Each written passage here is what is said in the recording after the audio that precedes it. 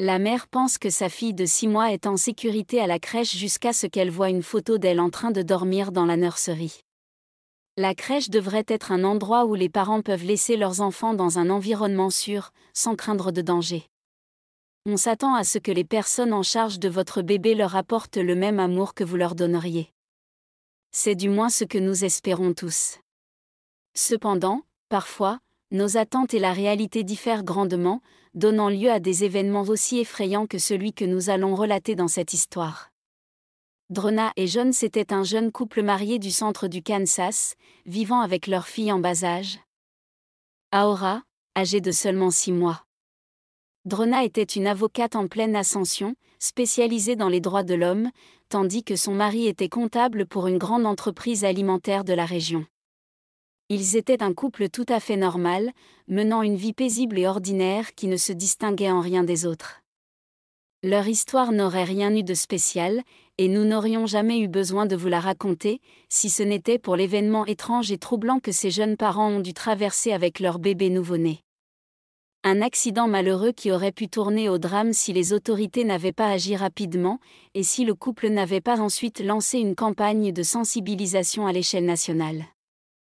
Avant d'entrer dans les détails, il est nécessaire de comprendre le contexte et de savoir comment ces parents en sont arrivés à prendre des mesures aussi drastiques pour protéger la vie de leur fille et celle de nombreux autres enfants du même âge, qui étaient tout autant exposés. Dira et Jonathan se sont rencontrés à l'Université du Kansas, alors que Jonathan terminait son doctorat en économie internationale des affaires, et que Dira était en dernière année de droit. Tous deux étaient des étudiants brillants, excellents dans leurs domaines respectifs, partageaient les mêmes valeurs et aspiraient aux mêmes choses dans la vie, avoir une carrière réussie, se marier et fonder une famille. C'est probablement pour cela que lorsqu'ils se sont rencontrés, ils savaient qu'ils étaient faits l'un pour l'autre. Ils avaient même les mêmes goûts en matière de nourriture et de divertissement, il n'y avait donc rien sur quoi ils ne pouvaient pas se mettre d'accord. Ainsi, lorsqu'un an et demi seulement après leur rencontre, ils ont annoncé à tout le monde leur mariage, personne n'a été surpris. Peut-être étaient-ils trop jeunes pour prendre une telle décision importante ? Mais cela ne semblait pas être le cas pour eux. Après le mariage, une petite cérémonie religieuse avec un peu plus de 40 invités, Dira et Jonathan ont acheté une belle maison au centre-ville de Kansas. C'était la maison que toute famille américaine avec des enfants aurait souhaité avoir. Leur nouvelle vie en tant que mari et femme a commencé comme un véritable conte de fées. Jonathan a décroché un bon emploi en tant que comptable pour une grande entreprise du pays, tandis que sa femme est devenue une avocate respectée qui luttait pour protéger les plus démunis. Ils formaient une excellente équipe et adoraient leur vie. Cependant, ils savaient qu'ils devaient faire évoluer leur relation et réaliser un autre de leurs grands rêves, devenir parents. Je veux être mère, Jonathan. Je ne veux plus attendre. Je veux fonder une grande famille avec toi, et je sens que nous sommes prêts à franchir le pas. Je pense que nous l'avons toujours été. Nous avons repoussé cela par peur de mal faire ou de ne pas être assez bons, mais je sais que nous y arriverons.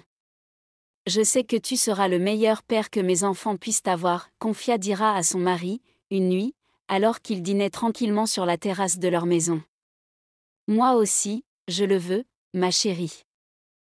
Il n'y a rien qui m'enthousiasme plus que d'avoir un enfant avec toi et de le voir grandir dans cette maison. Faisons-le, dit son mari en souriant et en l'embrassant tendrement sur la main. Il ne leur a pas fallu longtemps pour que leur souhait de devenir parents se réalise, seulement 4 mois plus tard, après cette conversation, Dira annonça à son mari qu'elle était enceinte de 3 semaines.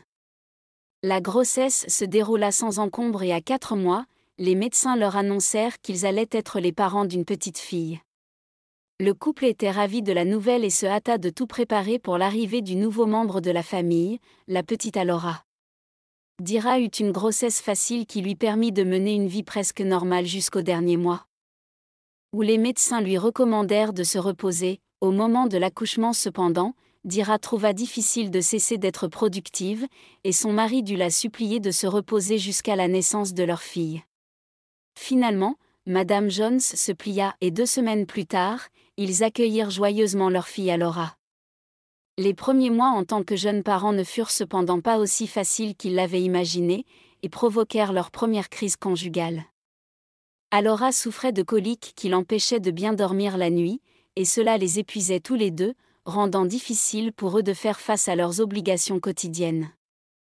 Nous ne pouvons pas continuer comme ça. Chérie, nous devons dormir. Il est clair que l'éducation de l'enfant ne se déroule pas aussi facilement que nous le pensions, et nous devons accepter que le moment soit venu de demander de l'aide, proposa M. Jones à sa femme, espérant trouver une solution pour rééquilibrer leur vie. Tout s'est passé en avril 2018, lorsque Dira et Jonathan Jones reçurent un appel mystérieux du département des enfants et des familles du Kansas, DCF, les informant qu'ils avaient reçu des photos de bébés enveloppés dans des sacs de couchage provenant de crèches.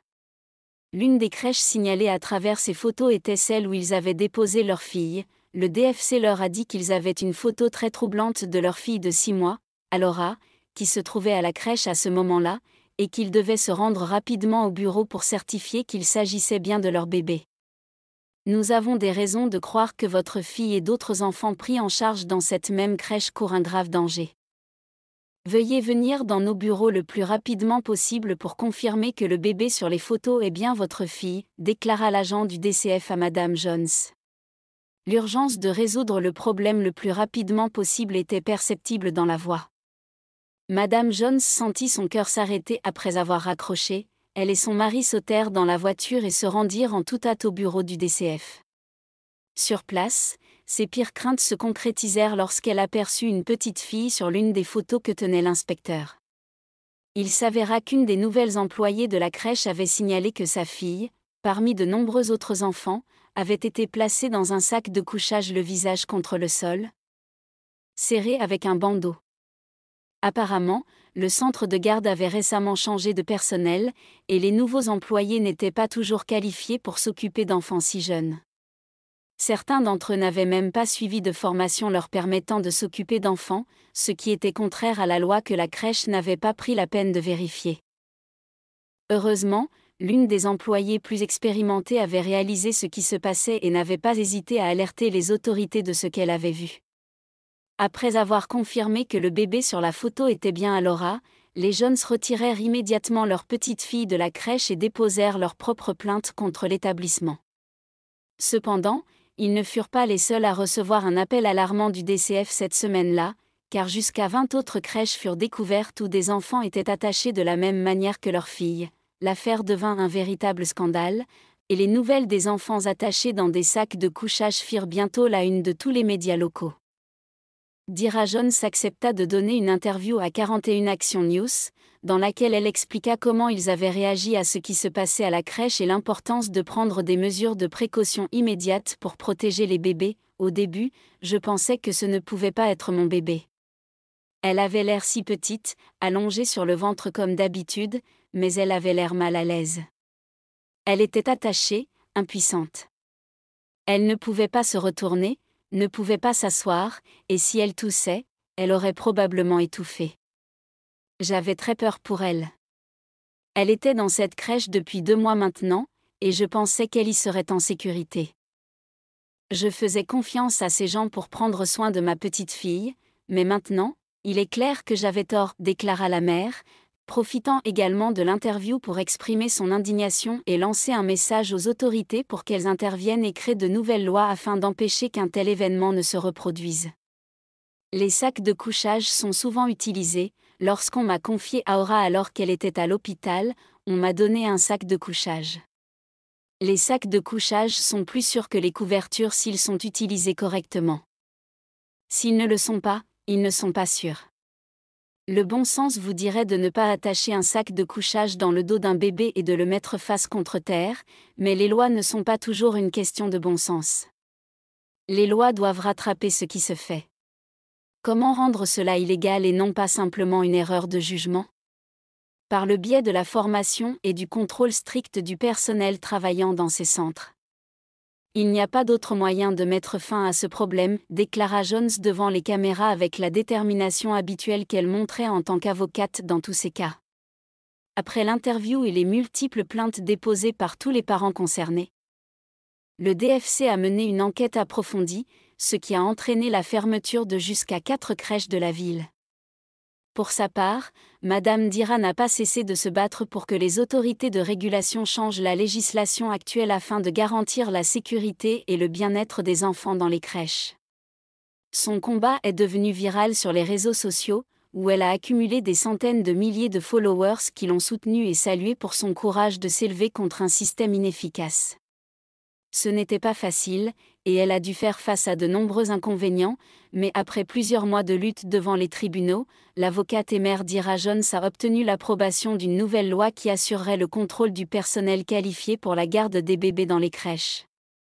Le courage dont elle a fait preuve pour garantir la sécurité de sa fille et des autres bébés que, comme elle, des milliers de parents confient chaque jour à des étrangers, est la preuve que la justice continue d'exister. Avez-vous aimé cette histoire émouvante et surprenante? Si c'est le cas, nous vous invitons à nous laisser un commentaire exprimant votre opinion. Si vous souhaitez continuer à profiter d'histoires inspirantes comme celle-ci, abonnez-vous à notre chaîne ou consultez les autres vidéos présentées en bas de l'écran. Merci pour votre coopération.